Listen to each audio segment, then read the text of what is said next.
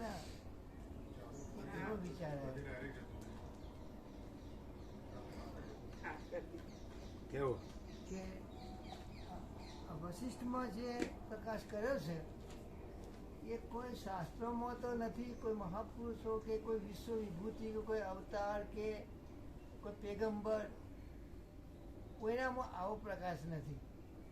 પણ વશિષ્ઠના કરતા જે આ પ્રકાશ છે એ એનાથી ઉપર છે.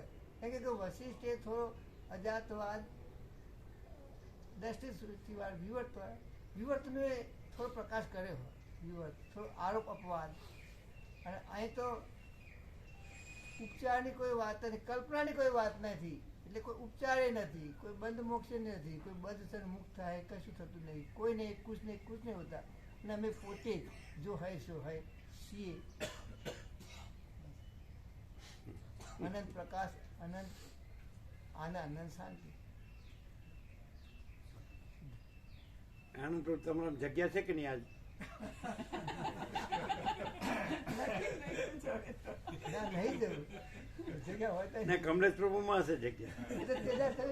ત્યારે પેલી ગાંધીનગર આવ્યા હતા એટલા પેલા પ્રભુને, પણ માનતો નહીં જવાનું. મન મારીને નહીં રહેવાનું. ના મન ભાઈ એમ બિંદાસ આત્મારામની મોજ. મોજા ન હોય તોય મહાસાગર છે, મોજા હોય તોય મહાસાગર છે.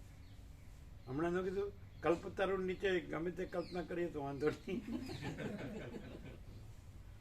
ચાલો આ કોઈક વખત મહિને ડાયરેક્ટ દવા લેવા જવું પડે. હા ચાલો તો જવું પડે. અને એ એવું છે તરત જ પાછા આવતા રહે છે 12 વાગે. જેમાં દિવસની કે રાત્રિની ખબર પડતી નથી એવા આ ઊંચા પર્વતમાં રહેતા છતાં હું પોતાની બુદ્ધિથી કાળની ગતિને જાણું છું. હે વશિષ્ઠ મુનિ, મારું મન સારના તથા અસારના વિવેકવાળું છે, બોધને લીધે શાંતિ પામેલું છે, ચપળતાથી રહિત છે, શાંત છે અને અત્યંત સ્થિર છે.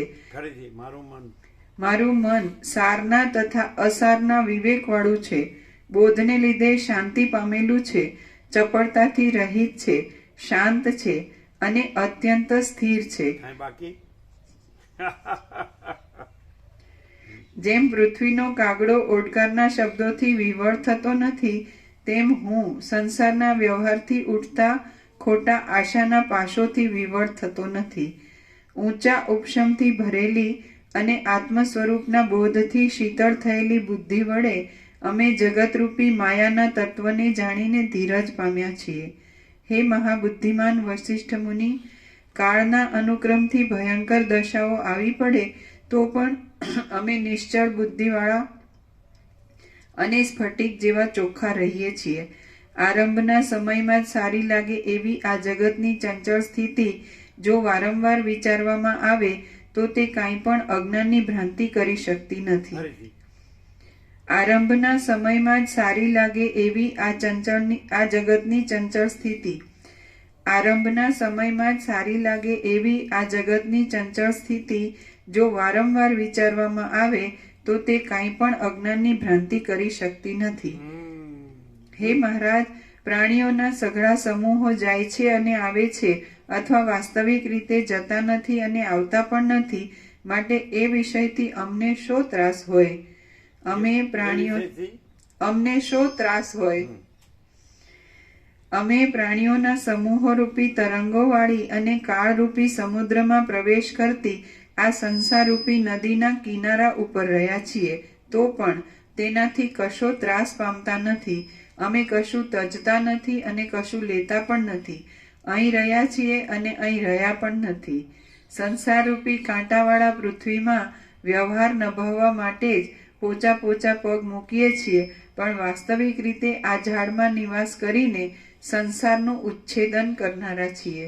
હે ભગવાન, આપના જેવા શોક, ભય અને દુઃખથી મુક્ત થયેલા પુરુષોએ પ્રસન્ન થઈને અમારા પર અનુગ્રહ કરેલો હોવાથી અમે પણ નિરામય થઈને રહ્યા છીએ. હે મહારાજ, અમારું મન તે વિષયોમાં જવા છતાં પણ રાગ દ્વેષાદિક વૃત્તિઓમાં લોટતું નથી અને ખરા તત્વનો વિચાર કર્યા વિના રહેતું નથી.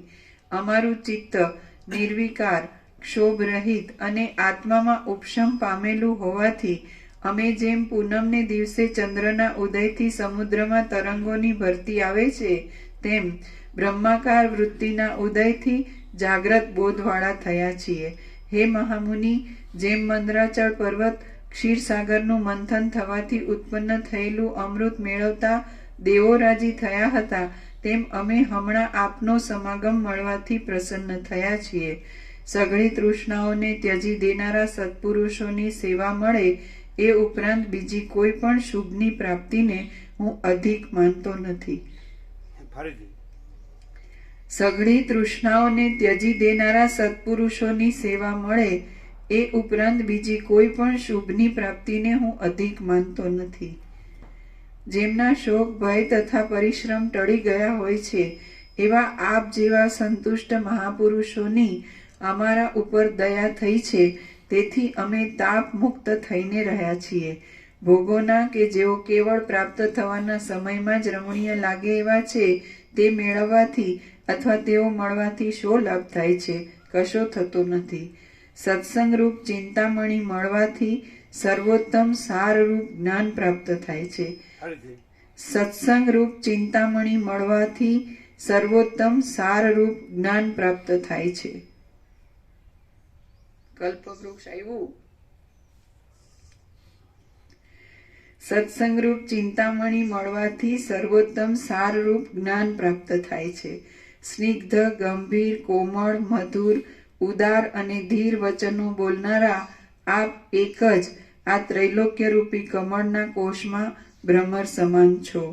હે મહામુનિ, હું જો કે પરમાત્માને પ્રાપ્ત થઈ ચૂક્યો છું, તો પણ ધારું છું કે આપના દર્શનથી સઘળા પાપો શાંત થતા આજે જ મારો જન્મ સફળ થયો છે, કેમ કે સાધુ પુરુષોનો સંગ સઘળા ભયો ટાળનાર છે.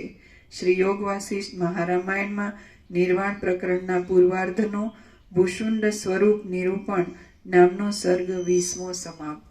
ઓમ ઓમ ઓમ. પ્રસાદ આપી પેલો મોટા અંબાજીનો પ્રસાદ આપજો બધાને. કહેલું કાકભાઈ, અમે પોચા પોચા પગ મૂકીએ છીએ, એટલે પોચા પોચા પગ મૂકવાની જરૂર નહીં. શું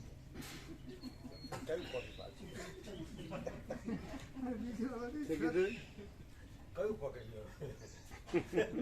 ભૂષણજી કહ્યું કે અમે આમ પોચા પોચા પગ મૂકીએ છીએ, એટલે પોચા પોચા પગ મૂકવાની જરૂર નહીં. ના પણ એમ કે ગાંધીનગરમાં એમ કહેવાય ને, પોચા પોચા પગ મૂકીએ.